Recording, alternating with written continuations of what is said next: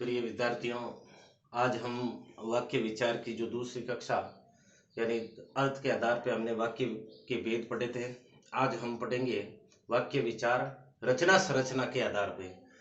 तो रचना संरचना के आधार पे वाक्य पढ़ने से पहले थोड़ा पूर्व पीठिका पढ़ लेते हैं वाक्य विचार की, कि हमने वाक्य का जो अध्ययन किया था वो अर्थ के आधार पे, किसके आधार पे किया था?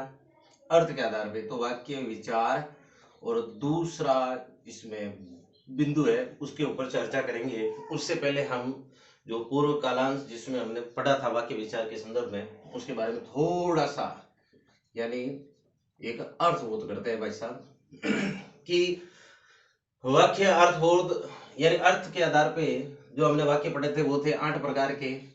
अब हम दूसरा जो अध्ययन करेंगे, दूसरा जो वर्ग, दूसरा जो तरीका यानी जिसमें अध्ययन करने जा रहे हैं हम कि वाक्य रचना और निर्माण और संरचना, प्रकृति के अनुसार वाक्य कितने प्रकार के होते हैं और वाक्य की क्या भूमिका, वाक्य कैसे हैं, व्याकरण में किस तरीके का अध्ययन होता है, कैसा विश्लेषण है। तो विद्यार्थियों, वाक्य विचार जिसमें पहला बिंदु था अर्थ के आधार पर, किसके आधार पे? अर्थ के आधार पर, अर्थ के आधार पर, ठीक है ना। और उसमें हमने अर्थ के आधार पे 8 जो भेद पढ़े विद्यार्थियों, कितने भेद पढ़े थे? 8 भेद पढ़े थे। उसमें हमने पढ़ा था, पहला था कि विधानार्थक। क्या था?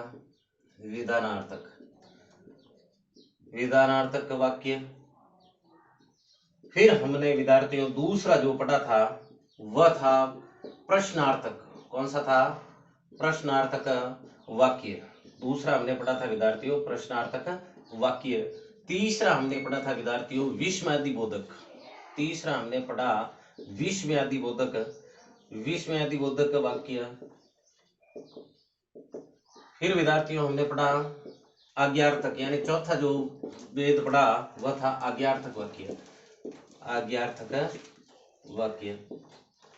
फिर विद्यार्थियों पांचवा था संकेतार्थक, संकेतार्थक, संकेतार्थक वाक्य।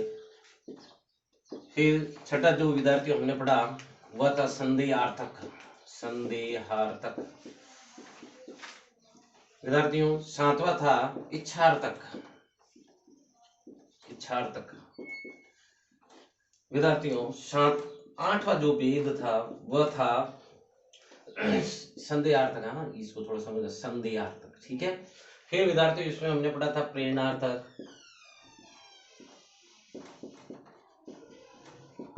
और कई व्याकरण की पुस्तकों में हम ये जरूर पढ़ते हैं विद्यार्थियों। 8वां जो वेद है यानी संबंध बोधक की बात करते हैं हम। अब देखो, ये थे 8 वेद अर्थ के आधार पे, जिसका मैं यानी पूर्व धारणाओं के लिए या प्रस्तावना प्रश्नों के लिए ये मैंने समझा है कि अगर इस वीडियो से ही प्रारंभ किया जाए वाक्य विचार, यानी कई ऐसे विद्यार्थी जो अर्थ के आधार पर समझ जाते हैं। और वाक्य विचार का जो दूसरा बिंदु है वह है रचना संरचना के आधार पे वाक्य के भेद। तो विद्यार्थियों, ये थे अर्थ के आधार पे जो हमने पिछली कक्षा में, पूर्व की कक्षाओं में हमने पढ़ा था। अब जो कक्षा शुरुआत कर रहे हैं हम, ये है वाक्य विचार का जो दूसरा भाग है, यानी ब, जिसे कहेंगे हम रचना संरचना के आधार पे, रचना संरचना के आधार पे, रचना संरचना के आधार पे, के आधार पे। अब देखो विद्यार्थियों, रचना संरचना के आधार पे वाक्य के जो भेद थे, अब उस समय वाक्य विचार का अध्ययन करेंगे हम। रचना यानी निर्माण करना, यानी निर्माण कैसे हुआ। अब हमने देखो, पहले तो ये समझना जरूरी था कि ये वाक्य है, ये वाक्य है क्या, वाक्य है क्या। पहले हमने जो पूर्व कक्षा में हमने पढ़ा था कि जैसे शब्दों का क्रम होता है, शब्दों का क्रम होता है। किसका क्रम होता है? शब्दों का। विद्यार्थियों, शब्दों का क्रम। अब वो क्रम कैसे, कि इसमें एक नियम और सूत्रों के अनुसार वाक्य का, जब शब्दों को साथ में जोड़ देंगे, शब्दों का संयोजन करेंगे और शब्द उसके बाद में अर्थ को प्रकट करते हैं, तब वो वाक्य बनेगा। अब शब्दों का क्रम ऐसे तय नहीं कि घर जाता राम ऐसे करके आप शब्द लिख देंगे, नहीं। अब उसमें क्रम होना चाहिए विद्यार्थियों, सार्थक। कैसा क्रम होना चाहिए? जैसे इस वाक्य का इस पंक्ति का अगर भाव देखें तो ये कह रहा है कि भाई शब्दों का क्रम रखो आप। तो मैं यहाँ लिख देता हूं घर जा राम म है। तो इससे ये स्पष्ट हो रहा है विद्यार्थियों कि ये वाक्य नहीं, वाक्य जिसमें क्या रहेगा, योग्यता रहेगी। पहली बात तो वाक्य में क्या रहेगी, योग्यता रहेगी। उसमें क्या रहेगी, आसक्ति। क्या रहेगी, आसक्ति। आसक्ति का मतलब प्रेम। और विरक्ति यानी जिससे द्वेष हो, यानी विराग की भावना, अनुराग की नहीं। और आसक्ति यानी अनुराग का भाव। और उसमें हमने क्या पढ़ा, आकांक्षा। क्या, आकांक्षा। फिर क्या है, जैसे आकांक्षा अन्वय या अन्विति, अन्वय या अन्विति। अब विद्यार्थियों इन चारों ही तत्वों से क्या होता है, एक वाक्य पूर्ण होता है जो अर्थ को क्या करता है, वो स्पष्ट करता है। तो विद्यार्थियों वाक्य की परिभाषा के लिए ये जरूरी समझना है कि शब्दों का सार्थक क्रम, किसका क्रम, शब्दों का सार्थक क्रम, शब्दों का सार्थक क्रम। अब इसमें सार्थक क्रम, अब ये हमने समझा कि भाई सार्थक क्रम, अब सार्थक यानी कोई न कोई अर्थ होना जरूरी है। तो यहाँ पे घर जा राम, इसमें कोई किसी प्रकार का कोई यानी सार्थक यानी कोई अर्थ नहीं है इसका। अब ये वाक्य है, शब्द है, ऐसा नहीं है कि घर जा रहा राम है ऐसे करके इसमें कोई अर्थ नहीं, अर्थ है विद्यार्थियों। लेकिन मित्रों हमें ये समझना है कि शब्द को उसमें स्थान देंगे, वाक्य में रखेंगे, पद निश्चित करेंगे, तय करेंगे। लेकिन क्या उस शब्द का जो स्थान निर्धारित किया गया कि ये वाक्य पूर्ण अर्थ को प्रकट करता है या नहीं। तो इससे पहले ये समझने में, ये दोनों ही वाक्य जिसमें सिर्फ एक शब्द आ रहा है विद्यार्थियों, सार्थक, और ये सार्थक किसको व्यंजित करता है विद्यार्थियों, ये व्यंजित करता है अर्थ को, कि कोई ना कोई उसमें क्या होना चाहिए, भाव होना आवश्यक है, अनिवार्य है। तो यहाँ पे मैं क्या कर रहा हूं, शब्द यही ले रहा हूं मैं कि भाई राम घर जा रहा है। अब जो पूर्व में ये जो लिखा गया, जो ऊपर लिखित ये जो वाक्य है घर जा राम, अब विद्यार्थियों शब्द वही है, लेकिन उन शब्दों को मैंने क्रम में रखा, और वो भी क्रम कैसा रखा, सार्थक क्रम रखा। इसलिए इस वाक्य में क्या प्रकट हो रहा है, अर्थ का भाव, अर्थबोध हो रहा है। यानी इससे कुछ न कुछ भाव प्रकट हो रहा है कि भाई एक संज्ञा, व्यक्तिवाचक संज्ञा राम जो क्या कर रहा है, घर जा रहा है, यानी अपने निश्चित तय स्थान, तय अलय निकेतन तक पहुंच रहा है, वो आवास तक पहुंच रहा है। इसलिए इस वाक्य का क्रम कैसा है, सार्थक क्रम। तब इसे हम कहते हैं वाक्य। अब उस वाक्य का निर्माण कैसे हुआ, वाक्य का निर्माण कैसे हुआ, हमने अर्थ के आधार पर पढ़ लिया, गई भाई राम घर जा रहा है तो इसमें क्रिया संपन्न हो रही है विधानार्थक। अगर राम कहाँ जा रहा है, अब इसमें प्रश्न है तो प्रश्नार्थक, ठीक है ना। ओहो राम घर जा रहा है, तो अब इसमें संबोधन हो रहा है तो इसमें अधिबोधक।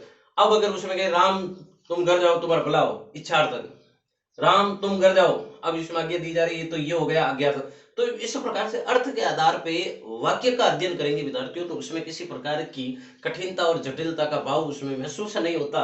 लेकिन अगर बात करें हम रचना संरचना के आधार पे, यानी वाक्य का निर्माण कैसे हुआ, इसके संदर्भ में अगर बात करेंगे विद्यार्थियों, तो उसमें थोड़ी ये महसूस होती है प्रणाली की, ये उपवाक्यन, मुख्य वाक्यन, आश्रित वाक्यन, इस प्रकार के जो शब्द होते हैं वो व्यक्तियों को हिंदी व्याकरण में जब वाक्य विचार का अध्ययन किया जाता है उसमें उनकी थोड़ी उलझन बढ़ जाती है। उसको आज हम सरल करने का प्रयास करेंगे। तो रचना संरचना के आधार पे जो वाक्य है विद्यार्थियों, उनको पढ़ने से पहले मैं यहाँ पे दो बातें स्पष्ट कर दूंगा विद्यार्थियों। एक तो उद्देश्य, एक तो उद्देश्य, और दूसरा जो मैंने पहले पढ़ाया था कि वाक्य के दो अंग है ना तो उद्देश्य और विधेय। मैंने वाक्य विचार की जो पहली कक्षा थी उसमें मैंने ये बता दिया विद्यार्थियों कि उद्देश्य और विधेय। उद्देश्य क्या है, ये जो अभी हमने बात की थी क्रम की, अब ये क्रम व्याकरण में कई बार क्रम निश्चित होते हैं, जैसे ये अन्वय वाला भाव है ना। अब ये अन्वय क्या है कि जब आप क्रिया को कर्ता के अनुसार, क्रिया को क्रम के अनुसार, तो इस प्रकार से अगर देखा जाए तो वाक्य का क्रम होता है कि पहले क्या आना चाहिए, कि भाई पहले कर्ता, पहले क्या आना चाहिए, कर्ता, फिर क्या आना चाहिए, कर्म, फिर क्या आना चाहिए, क्रिया। अब ये इस प्रकार का अगर क्रम रहेगा, क्रम का अर्थ भी थोड़ा समझो। ये जो क्रम है ना, इसका अर्थ होता है श्रृंखला या सिलसिला, सिलसिला कहता है ना 1 2 3 4 ये क्रम होता है, ठीक है ना। तो ये क्रम है, इसका अर्थ होता है सिलसिला, ठीक है ना। और ये जो क्रम है ये कारक वाला, ठीक है ना, कि जिस क्रिया को करने में या क्रिया का फल जिस कर्ता पे न पड़कर जिस पर पड़े तो वो उस वाक्य में क्या कहलाता है, कर्म कहलाता है। क्रिया को करने वाला उसे क्या कहते हैं, कर्ता कहते हैं, ठीक है ना। किसी कार्य का या कर्म का होना क्या कहलाता है, क्रिया कहलाता है, ठीक है। अब देखो हम बात कर रहे हैं रचना संरचना के आधार पे वाक्य की, तो उनको पढ़ने से पहले हम पहले ये देखेंगे कि इसमें ये शब्द आ गया रचना और संरचना, कि हम वाक्य के निर्माण को पढ़ रहे हैं कि भाई साहब वाक्य बन गया, कैसे बनाइए ये वाक्य, कैसे बना के गांधी जी ने कहा कि अहिंसा से मतलब अहिंसा परम धर्म है, यानी ये व्यक्ति का क्या है, अहिंसा एक पवित्र धर्म है। तो इस प्रकार से ये जो गांधी जी ने कहा कि अहिंसा परम धर्म, तो इस प्रकार की ये जो वाक्य में जो शब्द नियोजित किया हमने वहां पे उनको स्थान दिया, तो इसका निर्माण कैसे हुआ है, ये रचना, इसका संरचना का भाव कैसा है, इनको पढ़ने के लिए हम क्या करते हैं, वाक्य विचार के दूसरे अंग रचना संरचना के आधार पर उनमें हम ये अध्ययन करते हैं। अब देखो विद्यार्थियों, ये जो उद्देश्य है, ये जो उद्देश्य है, ये उद्देश्य किसे कहते हैं, उद्देश्य कहते हैं कर्ता को। क्यों कहते हैं, सटीक बात कि जब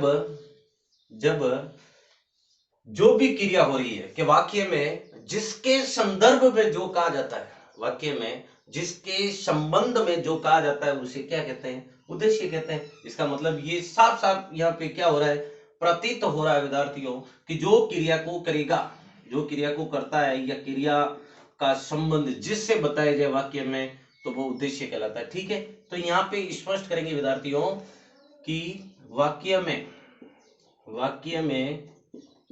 क्रिया के संबंध में, क्रिया के संबंध में जिसे संबोधित किया जाए, संबोधित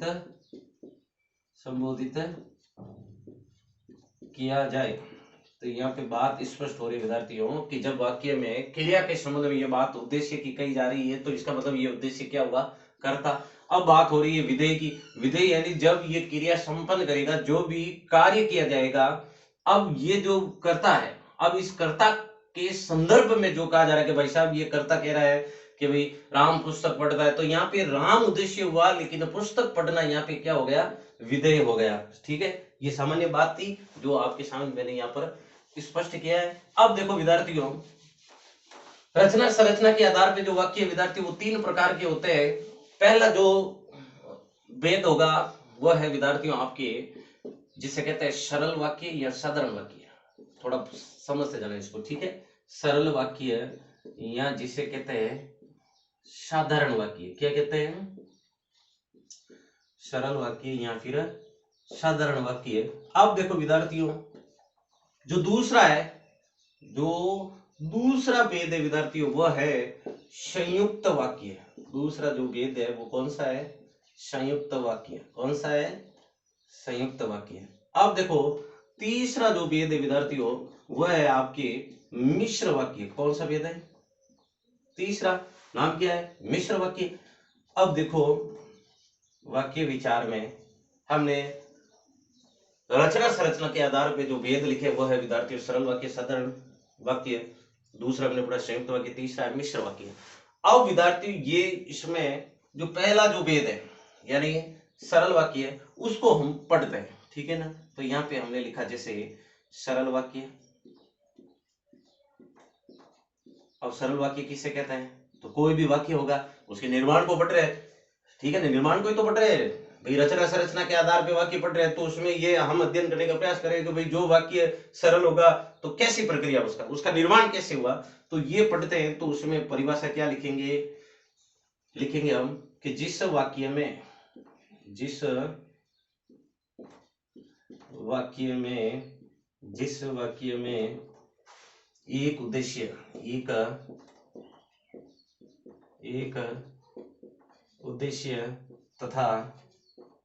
एक उद्देश्य तथा एक विधेय हो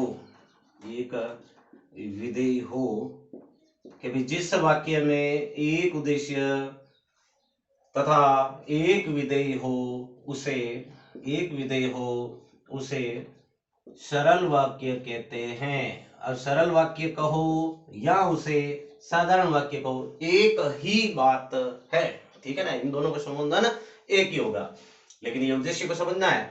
वही बात उद्देश्य विधेय का बताया था ना।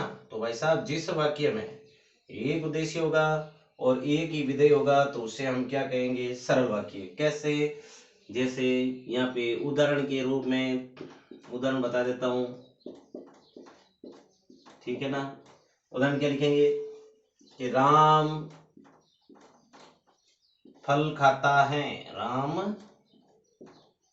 फल खाता है। अब यहाँ पे राम क्या हो गया, राम करता हो गया ना भाई, क्रिया को करने वाला खाने वाला कौन है, राम ही तो है। किसको खाता है, फल को खाता है। तो यहाँ पे राम तो क्या हो गया, क्रिया को करने वाला यानी करता, फल किसको खाता है, फल को खाता है। तो ये कर्म हो गया, खाता है यानी खाना क्रिया। तो विद्यार्थियों ये क्रिया के संदर्भ में क्या कहा जा रहा है, क्रिया को करने वाला कौन है, राम है, तो ये उद्देश्य हो गया। और फल खाता है ये क्या हो गया, विधेय। क्या हो गया, विधेय हो गया। तो ये उद्देश्य और ये विधेय हो गया। अब यहाँ पे दूसरा मैं लिखता हूं, जैसे राधा राधा नृत्य करती हैं, राधा नृत्य। ध्यान रखना ये न के नीचे री की मात्रा है, ऋषि ऋषि बाबा नहीं कहते हैं, पढ़ा होगा ना, र से ये री से ऋषि बाबा, ठीक है ना। तो ये न के नीचे री की मात्रा है। राधा नृत्य करती है, क्या करती है, नृत्य करती है। तो यहाँ पर नृत्य करना, नाचना क्रिया है। अब क्रिया के संदर्भ में क्रिया करने वाला कौन है, कि भाई क्रिया करने वाली है राधा। तो यहाँ पर राधा क्या हो गई, उद्देश्य, नृत्य करती है, इसका मतलब ये क्या होगा, ये इसका होगा विधेय भाग। कौन सा भाग होगा, विधेय भाग। परिभाषा क्या कह रही है कि जिस वाक्य में एक उद्देश्य हो, एक उद्देश्य है तथा एक विधेय, एक विधेय, तो उसे हम क्या कहेंगे, सरल वाक्य कहेंगे। बात स्पष्ट। कोई भी वाक्य हो भाई, किसी प्रकार का वाक्य लेंगे और उसमें अगर एक उद्देश्य एक विधेय, अरे सरल बात है, सीधी क्रिया देख लेना और क्रिया देख कर देख लेना उसमें कर्म करता है, ठीक है, आगे का तो कोई वाक्य है ही नहीं। विद्यार्थियों थोड़ा यानी इसमें क्या करना पड़ता है, अपनी समझ को विकसित करना पड़ता है, उसको समझना पड़ता है कि परिभाषा कह रही है एक उद्देश्य और एक विधेय, तो इसका मतलब जो भी वाक्य होगा उस वाक्य में एक उद्देश्य एक विधेय की उपस्थिति है। अब जैसे कोई भी बात है, यहाँ पे मैं लिख देता हूं तीसरा, कि चाहत फुटबॉल खेलती हैं, फुटबॉल चाहत फुटबॉल खेलती है। तो यहाँ पे फुटबॉल खेलना क्या है, फुटबॉल खेलना क्या है, विधेय हो गया। और यहाँ पर चाहत का जो है वो क्या रहेगा, उद्देश्य होगा कि क्रिया को करने वाले कौन है, चाहत। और क्या हो रही है, फुटबॉल खेलना, राधा नृत्य करती है, नाचना, कौन नाच रही है, राधा। फल खाना, फल कौन खा रहा है, राम। तो जहां पर एक उद्देश्य और एक विधेय हो उसे हम कहते हैं सरल वाक्य। अब विद्यार्थियों जो दूसरा हम भेद पढ़ रहे हैं, दूसरा जो प्रकार हम पढ़ रहे हैं रचना संरचना के आधार पे, वह है संयुक्त वाक्य। विद्यार्थियों इसको समझना बहुत बहुत बहुत जरूरी है। तो इसको मैं थोड़ा वापस लिख देता हूं, ध्यान में रहेगा आपके, ठीक है। अब देखो क्या लिखा हुआ था वाक्य विचार में, ब यानी रचना संरचना के आधार पर, यही पढ़ रहे थे ना, ये वेद तो पढ़ लिया हमने। रचना संरचना के आधार पर, रचना संरचना के आधार पर। अब देखो रचना संरचना के आधार पर पहला जो हमने प्रकार है वो पढ़ लिया। अब दूसरा जो हम वेद पढ़ रहे हैं वह है विद्यार्थियों दूसरा, जिसका नाम है संयुक्त वाक्य। संयुक्त वाक्य, संयुक्त वाक्य। अब देखो विद्यार्थियों संयुक्त वाक्य, संयुक्त वाक्य किसे कहेंगे। अब बात यहां से स्पष्ट हो रही है, संयुक्त का मतलब तो ये हो गया कि जहां पे कोई दो जुड़ना, भाई जैसे कहता है ना योग, योग यानी जोड़। अब जोड़ कब संभव होगी, जोड़ तभी संभव होगी जब दो हैं। अब दो का भाव नहीं होगा तो उसे तो हम संयुक्त कहेंगे भी नहीं और जोड़ भी नहीं कहेंगे। देखो ये बात स्पष्ट थोड़ी समझो। अरे भाई साहब हम कहते हैं योग, क्या कहते हैं, योग। अब योग कब होगा, जोड़ कब है, जोड़ कब संभव है, इस बात को स्पष्ट करने से पहले विद्यार्थियों हमें यह समझना है कि ये जो संयुक्त है ना, ये संयुक्त क्या है, ठीक है ना, ये संयुक्त क्या है। इस संयुक्त की बात करेंगे हम, तो विद्यार्थी देखो ये जो संयुक्त वाक्य है, योग का भाव होगा जोड़, ठीक है ना, जोड़ होगा यानी दो की उपस्थिति, दो का भाव है तो उसे हम संयुक्त या जोड़ कहते हैं। अब देखो इसमें क्या लिखेंगे हम कि जब वाक्य में जब वाक्य में एक प्रधान उपवाक्य तथा अन्य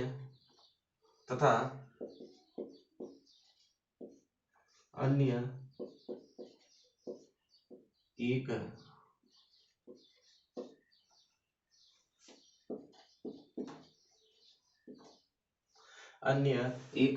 उपवाक्य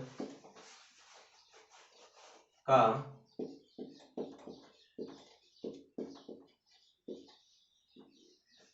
संयोजक व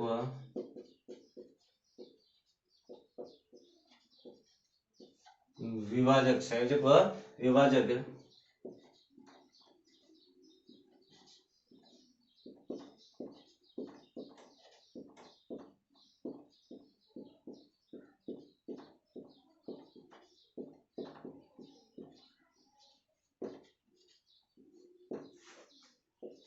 संयुक्त वाक्य कहते हैं। बात समझ में ना आपके, ये परिभाषा क्या स्पष्ट कर रही है विद्यार्थियों, इसमें मैंने सब कुछ इसमें समाहित कर दिया। इस परिभाषा में अगर समझने वाला है, इस परिभाषा से ही क्या कर पाएगा, वो संयुक्त वाक्य की परिभाषा और उसके उदाहरणों को लिख भी पाएगा, और जब भी वाक्य उसके सामने होंगे तो उस सामने वाक्य को देखते ही ये प्रतीत हो जाएगा कि उसमें कौन सा वाक्य है, ये संयुक्त वाक्य का भेद है। अब देखो इसमें बात हो रही है कि जब वाक्य में एक तो होगा प्रधान उपवाक्य, जैसे हम क्या कह सकते हैं, प्रधान उपवाक्य को ही विद्यार्थियों हम मुख्य उपवाक्य भी कहते हैं। ध्यान रखना, ये क्या बात ध्यान रखनी है कि प्रधान उपवाक्य क्या है, प्रधान उपवाक्य जिसे हम क्या कहते हैं विद्यार्थियों, दोनों एक ही बात है, हाँ, मुख्य उपवाक्य।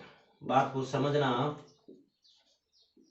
एक तो क्या है प्रधान उपवाक्य और दूसरा क्या था मुख्य उपवाक्य, यानी दोनों एक ही बात। अब देखो उसका क्या होना चाहिए कि जब, पहली बात तो ये ध्यान रखनी है कि प्रधान एक तो जो मतलब जो भी वाक्य होगा उस वाक्य में एक तो होगा प्रधान उपवाक्य, और दूसरा क्या है विद्यार्थियों, उसमें अन्य एक उपवाक्य का संयोजक या फिर विभाजक अवयव से जुड़े हो, उसे हम संयुक्त वाक्य कहते हैं। तो यहाँ पे जो दो बात स्पष्ट हो रही है कि एक तो मामला यहाँ पे देखो, ये मैं योजक नहीं बनाऊं, इसको सीधा क्या कर देता हूं, ऑब्लिक कर देता हूं, जो आपकी समझ में आ जाएगी। यार ये दोनों, पहली बात तो ये कि भाई वाक्य में एक तो ये बात होगी, दूसरा क्या है, दूसरा यह है कि जब ये किससे जुड़ा हुआ होगा, ये जुड़ा हुआ होगा एक अन्य उपवाक्य से। किससे जुड़ा होगा, अन्य उपवाक्य से, एक अन्य उपवाक्य से। इन दोनों के मध्य क्या होगा, ये जो धन करते हैं ना, जोड़ योग, पहली बात प्रधान उपवाक्य मुख्य उपवाक्य एक ही बात है, इनका योग यानी इनके बाद में क्या होंगे भाई साहब, ये जो आपको धन दिखाई दे रहा है यानी संयोजक यानी जोड़ना, विभाजक यानी अलग करना। अब अलग करना इसका मतलब ये नहीं कि वाक्य से दूर फेंक देंगे, ऐसी बात नहीं है। योग करना यानी ऐसे अव्ययी शब्द होंगे, अव्ययी का मतलब समझ गए ना कि लिंग वचन पुरुष काल कारक के अनुसार जिसका रूप परिवर्तन ना हो तो उसे हम क्या कहते हैं, अव्ययी कहते हैं। बस आप ना अविकारी ना अव्ययी, अव्ययी और अविकारी, अव्ययी और अविकारी। तो विद्यार्थियों ये दोनों एक ही है, अव्ययी जो खर्च नहीं होता है, अविकारी यानी जिसमें विकार उत्पन्न ना हो। तो लिंग वचन पुरुष काल कारक के अनुसार जिसका परिवर्तन न हो उसे अव्ययी कहते हैं, अविकारी कहते हैं। तो विद्यार्थियों ये बात हो रही है कि जब वाक्य में एक प्रधान उपवाक्य होगा और एक अन्य साथ में क्या होगा, उपवाक्य, लेकिन ये दोनों में या तो वो जुड़े हुए भाव से होंगे या फिर वो क्या होंगे, उसमें ऐसा एक अव्ययी शब्द होगा, एक शब्द होगा, एक शब्दांश होगा जो क्या करता हो, दोनों को यानी प्रधान उपवाक्य को और अन्य उपवाक्य को अलग अलग दर्शाता हो। जैसे राम घर गया और श्याम पुस्तक पढ़ता है, तो यहाँ पे श्याम और राम दोनों के मध्य जो और जो शब्द है विद्यार्थियों वो कौन सा है, विभाजक ही तो है, दोनों को क्या कर रहा है, अलग अलग कर रहा है। तो ऐसे में ये जो संयोजक अव्ययी और विभाजक अव्ययी दोनों है ना विद्यार्थियों, वो क्या करते हैं, इसमें प्रधान उपवाक्य और अन्य उपवाक्यों के बीच में ये योग जोड़ का भाव पैदा करते हैं। परिभाषा समझ में आ जाएगी। क्या है कि जब वाक्य में एक तो होगा भाई साहब प्रधान उपवाक्य तथा अन्य एक उपवाक्य हो, ठीक है, एक दो बात हो गई। तीसरी बात क्या है कि ये जो जहां पे ये जुड़ रहा है, ये जुड़ेगा किससे, ये जुड़ेगा भाई साहब एक तो संयोजक अव्यय होना चाहिए। क्या होना चाहिए, क्या होना चाहिए भाई साहब, या तो होना चाहिए इसमें संयोजक अव्यय, या फिर क्या होना चाहिए इसमें विभाजक अव्यय होना चाहिए। तो यहाँ पर बात स्पष्ट हो गई विद्यार्थियों कि जब वाक्य का निर्माण करेंगे, हम निर्माण करेंगे तो उस समय प्रधान उपवाक्य, बात वही सरल कि एक तो साधारण वाक्य है। और भाई साहब ये भी बात समझना आप, ये जो मुख्य और प्रधान है दोनों एक ही बात है। इसे हम और भी क्या कह सकते हैं, देखो सरल स्पष्टीकरण है, ऐसा नहीं कि ये नाम दे दिया प्रधान उपवाक्य मुख्य उपवाक्य, नहीं है क्या मामला, कहीं नई व्याकरण से आएगा, ऐसी बात नहीं विद्यार्थियों। इनको हम क्या करते हैं, व्याकरणिक पृष्ठभूमि से हम अलग इसका नामकरण कर देते हैं, जिससे क्या इसकी एक नई संज्ञा दे देते हैं, जिसे लगता है वास्तव में व्याकरण, क्योंकि व्याकरण का भाव ही यही होता है कि भाषा को शुद्ध करना, विशुद्ध करना, परिष्कृत करना और नए शब्दों का, आकर्षक शब्दों का, चमत्कार पूर्ण शब्दों का प्रयोग करना। इस प्रकार का ये जो भाव होने के कारण यहाँ कुछ शब्द दे दिए कि भाई सरल वाक्य को नहीं कहकर हम यहाँ पे क्या कह रहे हैं कि भाई प्रधान उपवाक्य मुख्य उपवाक्य को जो संयोजक विभाजक अव्यय से जोड़कर अन्य उपवाक्य जुड़े हो तो उन्हें हम क्या कहते हैं, संयुक्त वाक्य कहते हैं, ठीक है ना।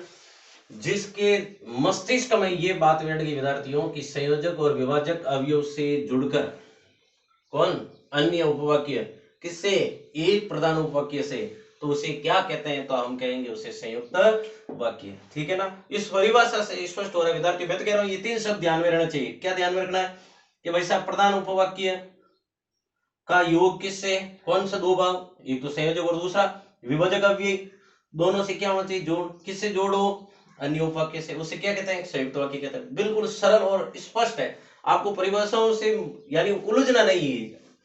ज्यादातर क्या होता है व्याकरण के जो ये भेद बढ़ते हैं रचना संरचना के आधार पर विद्यार्थियों, तो कई बार परीक्षाओं में हम क्या कर जाते हैं, जटिलता महसूस करते हैं। कोई जरूर नहीं मिश्र वाक्य में भी और की ऐसे करके तथा एवं आ जाते हैं विद्यार्थियों, उसमें यह समझना होता है कि ये संयोजक विभाजक अव्यय है या फिर संज्ञा उपवाक्य है, क्रिया विशेषण उपवाक्य है, विशेषण उपवाक्य। तो ये आपके मस्तिष्क में तब रहेगा जब आप उस वाक्य के बारे में यानी एक अलग अलग आप उन टुकड़ों को समझकर उनके विश्लेषण को अगर ध्यान से पढ़े होंगे, तभी ये वाक्य तुम्हारे समझ में आ जाएगा। विद्यार्थियों मैंने हर बार कहा है कि ये जो हिंदी व्याकरण का जो प्रश्न है विद्यार्थियों, वाक्य विचार, ये 10 प्रश्न तो ये यानी ऐसे जैसे एग्जाम में पूछे जाते हैं, यानी हर एक कंपटीशन जिसमें व्याकरण को स्थान दिया गया तो उसमें ये वाक्य विचार का तो निश्चित तौर पर क्या होगा, वहां पर उसमें ये प्रश्न पूछे जाएंगे। इसीलिए और है कितना, अर्थ के आधार पर, रचना संरचना के आधार पे, तीसरा है वो है जैसे ये वाच्यन पढ़ते हैं ना, कर्तृवाच्यन कर्मवाच्यन, ठीक है ना, तो क्रिया के आधार पे। तो विद्यार्थियों ये जो आपको वाक्य विचार पढ़ने, इसके लिए एक बार प्रश्न करो ना तो याद हो जाए। अब ये बात ध्यान में रहेगी तो आपको संयुक्त वाक्य ध्यान में, ठीक है। अब देखो, अब विद्यार्थियों हम बात करेंगे इनके उदाहरणों की कि कैसे वाक्य होते हैं, ठीक है ना। हाँ सर आपने ये तो बात स्पष्ट कर दी कि हाँ ये होते हैं वो होते हैं, ठीक है, लेकिन अब आप इस वाक्य में ये तय करवाएंगे कि जब वाक्य को हम देखेंगे तो वाक्य की रूपरेखा कैसे होगी, ठीक है ना, किस प्रकार की रहेगी, ठीक है। तो हम इनके उदाहरणों को पढ़ रहे हैं विद्यार्थियों। अब देखो यहाँ पे मैं लिख रहा हूं संयुक्त वाक्य, क्या लिख रहा हूं, संयुक्त वाक्य, ठीक है, संयुक्त वाक्य। अब विद्यार्थी इसको देखिए आप, संयुक्त वाक्य किसे कहते हैं, परिभाषा पढ़ी हमने। अब मैं यहाँ पे वाक्य लिख रहा हूं कि जैसे राम विद्यालय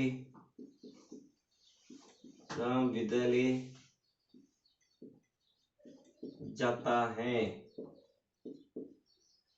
और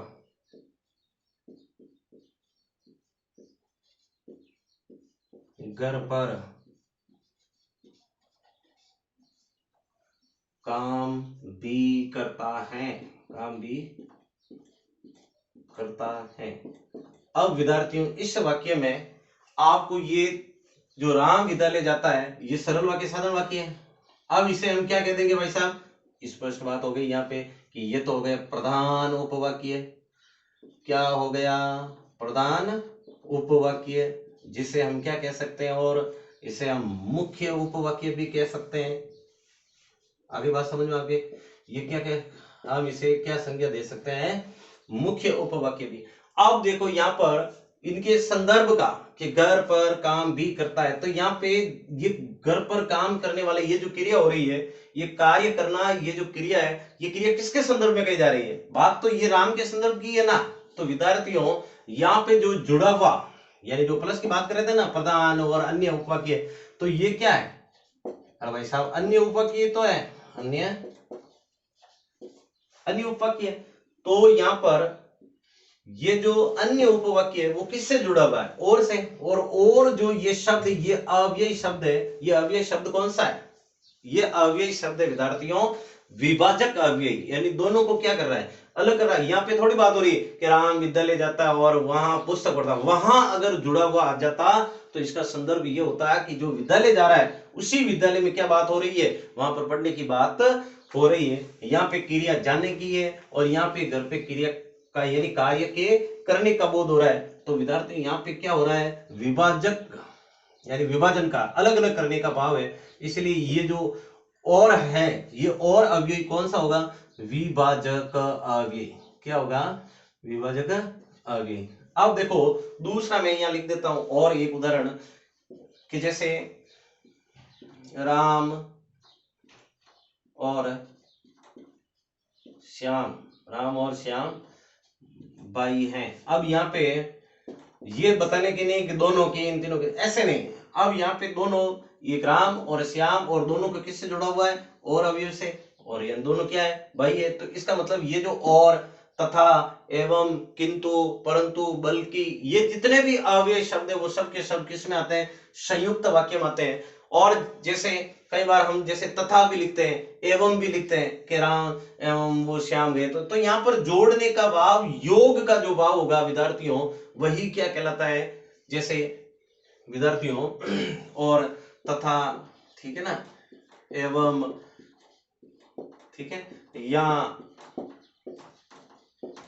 किंतु, ठीक है, परंतु, ठीक है, तथा, एवं, या किंतु, परंतु, ठीक है, बल्कि,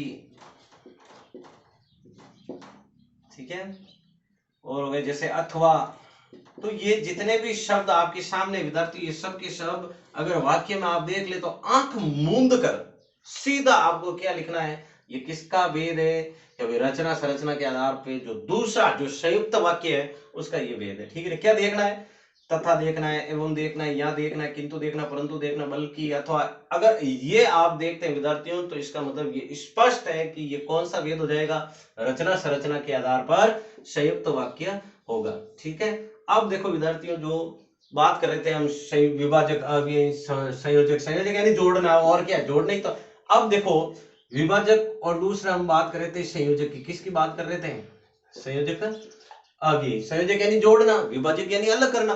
तो विद्यार्थियों ये जितने भी शब्द मैंने यहाँ इस यानी इस तरफ लिखे हैं, आपको गहराई तक जाने की जरूरत नहीं, परिभाषा अगर आपको याद है और आपको ध्यान में रहेगा, संयोजक अव्यय विभाजक अव्यय उनसे जुड़े हुए हो तो उसे हम संयुक्त वाक्य कहते हैं। विद्यार्थियों ज्यादातर अगर सैद्धांतिक परीक्षाओं की भी बात करें हम और प्रायोगिक परीक्षाओं की, यानी जहाँ पे साक्षात्कार जैसी बात है, यहाँ कोई आपसे प्रश्न कर लेते हैं भाई संयुक्त वाक्य किसे कहते हैं, ये जो मतलब आपके वाक्य विचार का जो प्रश्न है विद्यार्थियों, वो सीधा या तो प्रतियोगी परीक्षाओं की बात करें तो उसमें सिर्फ वाक्य दिया हुआ आता है और उसमें पूछा जाता है कौन सा भेद है, ठीक है, या फिर पूछा जाता है रचना संरचना के आधार पर भेद नहीं है। और अगर औपचारिक शिक्षा यानी विद्यालय शिक्षा की बात करें विद्यार्थियों तो इसमें 11th यानी हिंदी अनिवार्य के अंदर ये बिंदु है वाक्य विचार का। तो विद्यार्थियों इसमें सीधा प्रश्न आएगा कि जैसे वाक्य विचार को परिभाषित कर, या वाक्य विचार क्या है, अर्थ के आधार पर वाक्य कितने प्रकार के होते हैं उनके नाम उल्लेख कर वर्णन कीजिए, उदाहरण दीजिए, या रचना संरचना के आधार पर वाक्य कितने प्रकार के होते हैं उनको उदाहरण देकर समझे। तो विद्यार्थियों ये जो जितने भी प्रश्न है जो औपचारिक शिक्षा विद्यालय शिक्षाओं से जुड़े हुए प्रश्न होते हैं वो तो सैद्धांतिक, उसमें तो परिभाषा और उदाहरण लिखने होते हैं। और प्रतियोगी परीक्षाओं की बात करें तो वाक्य आएगा और सीधा उसमें आपको क्या करना है, उनके भेद को बताना है। तो विद्यार्थियों आपको ये ध्यान में रखना है कि ये जितने भी यहाँ पर जो अव्ययी शब्द लिखे हुए हैं, ये शब्द आप वाक्य में देखते हैं तो सीधा आपको क्या लिखना है, संयुक्त वाक्य उसमें कर देना है। ठीक है, अब देखो विद्यार्थियों, हम तीसरे रचना संरचना के आधार पर जो तीसरा भेद है विद्यार्थियों, उसकी हम बात करेंगे और उसका नाम क्या है, मिश्र वाक्य। क्या नाम है, मिश्र वाक्य। मिश्र वाक्य किसे कहते हैं विद्यार्थियों, तो तीसरा हम यहाँ पे लिखेंगे, तीसरा भेद लिख रहे हैं विद्यार्थियों, मिश्र वाक्य। मिश्र वाक्य किसे कहते हैं कि एक तो प्रधान उपवाक्य, वही मुख्य वाक्य, मुख्य उपवाक्य वाली बात है।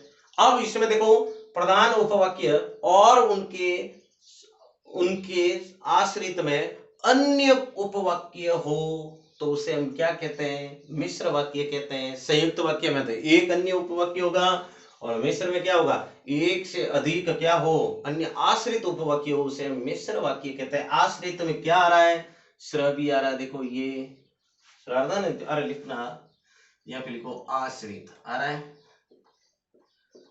आश्रित में ये श्र आ रहा है ना, तो इसका मतलब मिश्र में भी क्या आ रहा है, श्र आ रहा है। ठीक है, श्रवण ध्यान रखना, ये भी मैं थोड़ा बता देता हूँ। ये जो श और द होता है ना, तो इनके योग से बनता है श्र। क्या बनता है, श्र। ठीक है, ये और ये जो स है और इनके साथ में जो री की मात्रा, किसकी मात्रा है, री की, और इनके योग से क्या बनता है, श्री। ठीक है, अब विद्यार्थियों ये ध्यान रखना, ये है श्र, श्रवण वाला। और ये जो श्रृंगार शब्द लिखते हैं ना, तो उसमें ये आता है श्रृंगार, श्रृंगार। ठीक है, अब देखो यहाँ पे मिश्र वाक्य में मैं ये बताने का प्रयास कर रहा हूं कि मिश्र वाक्य की बात आते ही सीधा आपके दिमाग में क्या आना चाहिए, आश्रित शब्द। क्या, कौन सा शब्द आना चाहिए, आश्रित शब्द आना चाहिए। क्यों आना चाहिए, क्योंकि संयुक्त में तो एक से अधिक, ये हम बात कर रहे थे कि एक अन्य उपवाक्य हो तो उसे हम क्या कहते हैं, संयुक्त वाक्य कहते हैं। अब मिश्र में क्या है कि एक तो प्रधान उपवाक्य होगा और उसके साथ में एक से अधिक आश्रित उपवाक्य होंगे विद्यार्थियों, इसीलिए उसे हम क्या कहेंगे, मिश्र वाक्य कहेंगे। तो परिभाषा क्या लिखेंगे कि वाक्य में क्या लिखेंगे, परिभाषा कि वाक्य में प्रधान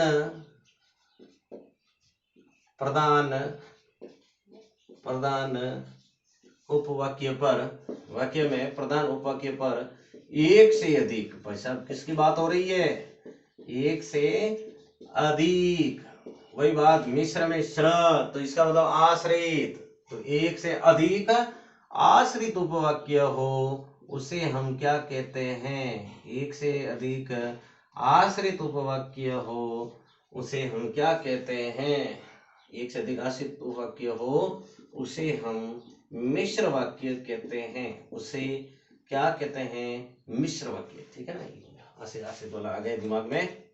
चलो, तो उसे मिश्र वाक्य कहते हैं। क्या कहते हैं हम उसे, मिश्र वाक्य। क्या कहते हैं भाई साहब, मिश्र वाक्य कहते हैं। ठीक है, अगली बात दिमाग में।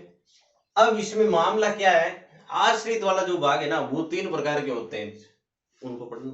पहले परिभाषा थोड़ी समझा देता हूँ कि भाई वाक्य में क्या है, वही प्रधान मुख्य उपवाक्य जिसे हम सरल वाक्य कहते हैं, तो वो एक रहेगा।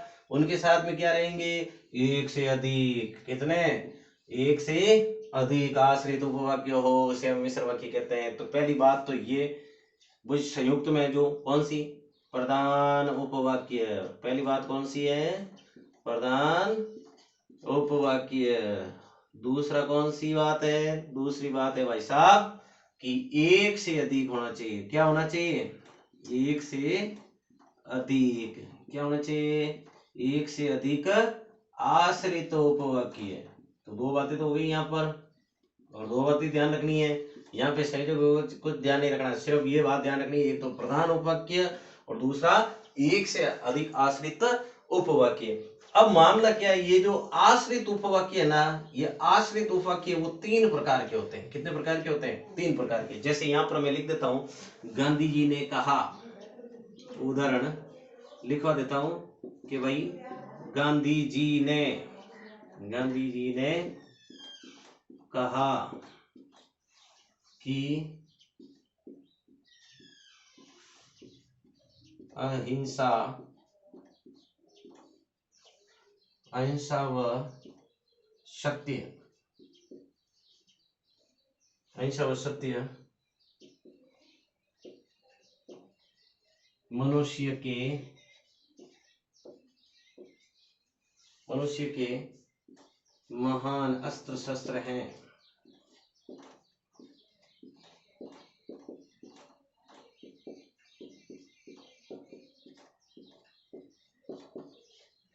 ठीक है ना। अब देखो विद्यार्थियों, ये जो वाक्य मैंने यहाँ पे लिखा, इस वाक्य को थोड़ा समझने की आवश्यकता है विद्यार्थियों, कि जब प्रधान उपवाक्य की बात, यानी कहने वाला कौन है, ये जितनी भी बातें हो रही है, ये वाक्य कहने वाला कौन है भाई साहब, तो गांधी जी ने कहा। तो ये क्या है, कहा यानी कहना कि अहिंसा व सत्य मनुष्य के महान अस्त्र शस्त्र है। ये जो बात कही जा रही है विद्यार्थियों, ये जितना जो वाक्य कहा गया विद्यार्थियों, ये किसके संदर्भ में कहा गया, गांधी जी के संदर्भ में कहा गया। तो ये जो गांधी जी के संदर्भ में कहा गया, तो इसका मतलब ये किस पर सहारा, आप कहते हैं ना आश्रित में, तो ये तो था आश्रित यानी किसी का सहारा लिया हुआ है, किसी का सहारा लिया हुआ है। और एक होता है निराश्रित, यानी जो किसी पर आश्रित, यानी किसी के सहारे पर, वो किसी पर निर्भर नहीं रहता है, ठीक है ना, किसी का आश्रय नहीं, तो उसे कहते हैं निराश्रित। और यह है आश्रित, यानी ये इनके ऊपर सहारा लिया हुआ। अब ये वाक्य किसके सहारे पर है, किस पर आश्रय लिया हुआ है, ये गांधी जी पर। तो एक प्रधान उपवाक्य और उनके साथ में क्या होने चाहिए, आश्रित उपवाक्य होने चाहिए। उसे हम क्या कहते हैं भाई साहब, उसे हम मिश्र वाक्य कहते हैं। बात हो गई स्पष्ट। अब देखो, मैं जो बात कहने जा रहा था वो ये थी कि आश्रित उपवाक्य है ना, उनके तीन वेद है। तीन वेद कौन कौन से, छोटी छोटी बात है वेद, बिल्कुल। हाँ, तीन वेद कहने से इसका मतलब ये नहीं कि पूरी व्याकरण लंबी चलती रहेगी, ऐसी बात नहीं। आश्रित जो उपवाक्य है ना, ये अहिंसा से शुरुआत हो रही। ये जो आश्रित उपवाक्य है, इनके तीन वेद है। कैसे, पहला जिसे कहते हैं संज्ञा आश्रित उपवाक्य, क्या कहते हैं, संज्ञा आश्रित उपवाक्य, संज्ञा आश्रित उपवाक्य, ठीक है। दूसरा है जिसे कहते हैं भाई साहब विशेषण आश्रित उपवाक्य, क्या कहते हैं, विशेषण आश्रित उपवाक्य, ठीक है। विशेषण आश्रित उपवाक्य। तीसरा विद्यार्थी वह है जिसे कहते हैं क्रिया विशेषण आश्रित उपवाक्य, क्रिया विशेषण आश्रित उपवाक्य। अब बात को यह समझना है, सिर्फ सटीक सटीक बता देता हूं विद्यार्थियों। अब इस बात को समझिए आप कि जब एक से अधिक आश्रित उपवाक्य, आश्रित किसे कहते हैं भाई साहब, कि जब प्रधान उपवाक्य पर वो क्या होते हैं, आश्रित होते हैं। ये जो अहिंसा सत्य मनुष्य, ये अस्त्र शस्त्र, जो भी बात हो रही है, किसने कही थी, गांधी जी ने। तो ये जितना कुछ भी यहाँ पर शब्दों का क्रम है, वो सब किस पर निर्भर है, गांधी जी पर। गांधी जी ने कहा था। और अब यहाँ पे देखिए, जो पहला जो आश्रित उपवाक्य का भेद है विद्यार्थियों, संज्ञा आश्रित उपवाक्य। विद्यार्थियों ये ध्यान रखना है, जिस भी वाक्य में, कोई भी वाक्य हो और उस वाक्य में की योजक हो, की योजक अगर आपको मिल जाए, कि प्रधान उपवाक्य और आश्रित उपवाक्य के मध्य में अगर आपको की दिखाई दे, क्या दिखाई देना है, कि ये जो कपरोड़ी की मात्रा है ना, ये अगर की आपकी ध्यान में रह जाए कि भाई ये वाक्य और इस वाक्य में की आया हुआ है, तो आप तो निश्चित बिना किसी सोच विचार के सीधा आपको लिखना है ये मिश्र वाक्य का भेद है। और मिश्र वाक्य के अंदर अगर आपको पूछ ले भाई की है, तो की से पहले वाला तो क्या है, प्रधान उपवाक्य, और बाद वाला क्या होगा, आश्रित उपवाक्य। तो ये कौन सा आश्रित उपवाक्य है, तो विद्यार्थियों आपको स्पष्ट रूप से बता देना है कि यह है भाई साहब संज्ञा आश्रित उपवाक्य। क्या कहना है कि की आ जाए तो की का अर्थ यही लगा देना। क्या लगा देना भाई साहब, कि ये संज्ञा आश्रित उपवाक्य, इसका मतलब ये की यानी ये आश्रित उपवाक्य का भेद है। और इसे हम क्या नाम देंगे, संज्ञा आश्रित। क्या कहेंगे, संज्ञा आश्रित, ठीक है ना। कई बार ये भी कहा जाता है कि अगर व्यक्तिवाचक, जातिवाचक, भाववाचक इन संज्ञा शब्दों से अगर प्रधान उपवाक्य की शुरुआत हो, तो उसे हम संज्ञा आश्रित उपवाक्य भी कहते हैं। लेकिन एक सामान्य जो तरीका है समझने का कि मिश्र वाक्य कैसे क्या समझेंगे, तो भाई साहब ये ध्यान रखना है की आ जाए तो संज्ञा आश्रित है, मिश्र वाक्य का भेद है। अब देखो दूसरा है विद्यार्थियों कि जैसे विशेषण का अर्थ क्या। अब यहाँ पे सिर्फ मतलब सामान्य बात कैसे ध्यान रखें, जैसे यहाँ पे की का ध्यान रखा कि भाई की हो तो संज्ञा आश्रित। विशेषण में ये ध्यान रखना जो ये ज कई बार नहीं आता, जिसनेन, जोन, जिसकोन, जिसमेन, ठीक है ना, जिससेन, तो ये जितने भी ज से यानी ज रूप चलते हैं ना, ये जोन, जिसकोन, जिसमेन, ठीक है, जिसको, जिसमें, ठीक है, ठीक है, जिसमें, जितनान, उतना, जितनान, ठीक है। तो ये ज रूप यानी ज से शुरुआत ये जो शब्द आपको दिखाई दे भाई साहब किसी भी वाक्य में, आश्रित उपवाक्य वाले में, कि राम ने कहा जो कभी हो नहीं सकता, या राम ने किया जो कभी हो नहीं सकता। यहाँ पे मैं लिख देता हूं कि भाई राम कि जो राम ने किया वो कोई कर नहीं सकता।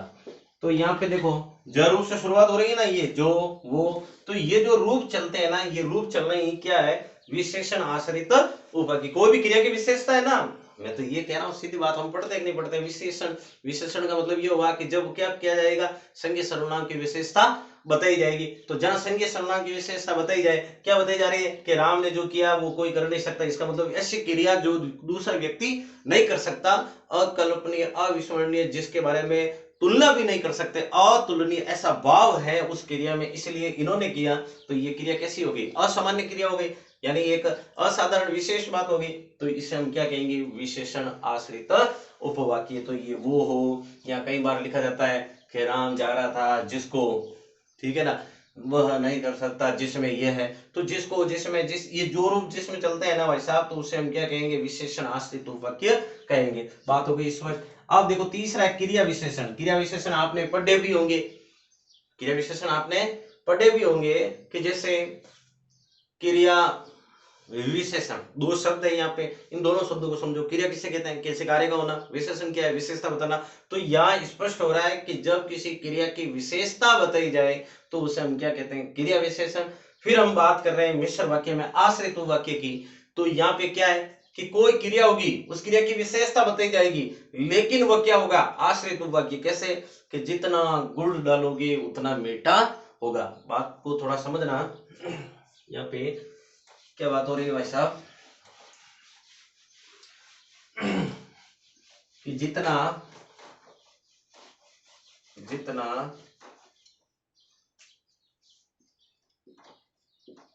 जितना गुड़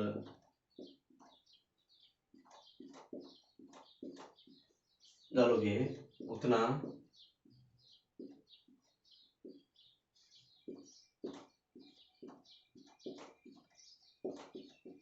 बात आई समझ में। यानी यहाँ पे जितना, कितना भाई साहब, कि उतना। तो यहाँ पे उस क्रिया की विशेषता बताई जा रही है कि जैसे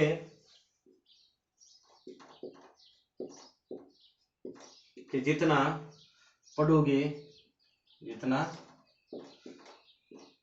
पढ़ोगे उतना सफल होंगे।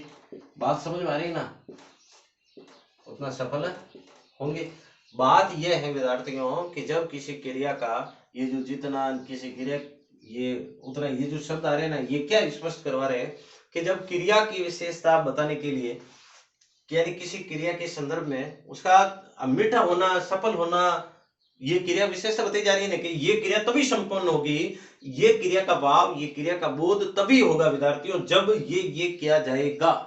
यानी इस क्रिया के संदर्भ में ये क्रिया क्या हो रही है उसके ऊपर आश्रित है, इसीलिए इनको कहा गया क्रिया विशेषण आश्रित उपवाक्य। आप देखो विद्यार्थियों, ये था हमारा रचना संरचना के आधार पे जो तीन वेद थे हमने पढ़े हैं। सरल वाक्य जिसे हम साधारण वाक्य कहते हैं, फिर हमने बात की थी विद्यार्थियों संयुक्त वाक्य की, फिर संयुक्त वाक्य के बाद में हमने बात की थी विद्यार्थियों क्रिया ये मिश्र वाक्य की। मिश्र वाक्य में हमने पढ़ा था प्रधान उपवाक्य और उनके एक से अधिक आश्रित उपवाक्य होते हैं, उनमें तीन वेद। अब आगे की कक्षाओं में विद्यार्थियों हम जो भी वर्ण विचार के जो अध्ययन होंगे उसमें जो पीछे रही कक्षाओं को हम जरूर वापस यहाँ YouTube चैनल पे प्रयास करेंगे और ज्यादा से ज्यादा लाइक करो विद्यार्थियों, शेयर करो, सब्सक्राइब करो। हम स्वयं प्रयास करते हैं विद्यार्थियों कि कैसे भी करके इसमें और ज्यादा परिमार्जन हो। जितनी कक्षाओं को आप देखते हैं तो उसमें थोड़ी रुचि जिज्ञासा रखो विद्यार्थियों, और आपका जो उसमें विषय आपको अच्छा लगा उसको भी आप कमेंट करें विद्यार्थियों, सपोर्ट कीजिए और ज्यादा हम इसमें सुधार करने का भी प्रयास करेंगे। और इस व्याकरण के जो जो टॉपिक होंगे विद्यार्थियों, वो इस बोर्ड पर मैं पूर्णतः आपको समझाने का प्रयास करवाऊंगा। और मेरी पूरी कोशिश रहेगी विद्यार्थियों कि मैं हिंदी व्याकरण के संदर्भ का अगर कोई प्रश्न है, चाहे वो क्यों ना शब्द विचार में पर्यायवाची शब्द क्यों ना हो, उसको भी मैं यहाँ पे पढ़ाने का प्रयास करूंगा। और जल्द से जल्द आगे की कक्षाएं आपको मिलती रहेगी। तो सब्सक्राइब करें, लाइक करें, शेयर करें। धन्यवाद।